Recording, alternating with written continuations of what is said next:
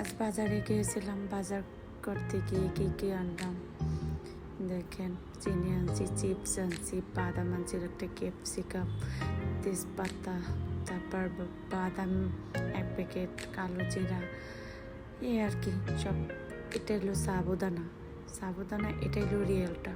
আর ছোট ছোট যেটা, ওইটা আসলে মেশিনে তৈরি করে বিভিন্ন মেডিসিন দিয়ে। ঠিক এটা হলো রিয়েল সাবুটা অনেক বড় বড় থাকে। তারপর কিছু মাছ কিনে নিয়ে আসলাম, মাঝারি। এগুলি সব কিছু রেডি করতে করতে আবার আমার ইফতারের টাইম হয়ে গেছে। তারপর আবার ইফতারের সব কিছু রেডি করলাম। ইফতারের সব কিছু রেডি করে তারপরে ইফতার করতে বসে গেলাম।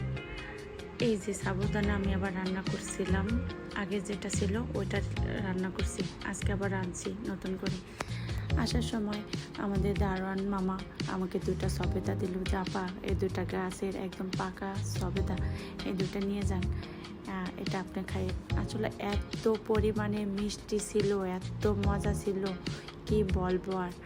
তারপরে আমি রেগুলার যা খাই তাই খাইতেছি আর কি।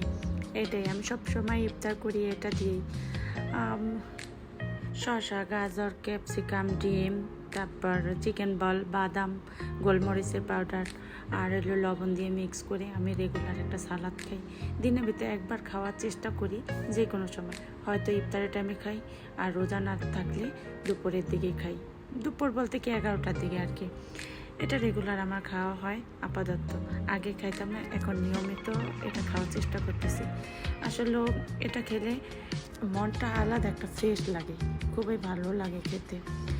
আর এতো বাদাম টাদাম সব কিছু আছে তো, ভালো লাগে খেতে। এই সাবুদানা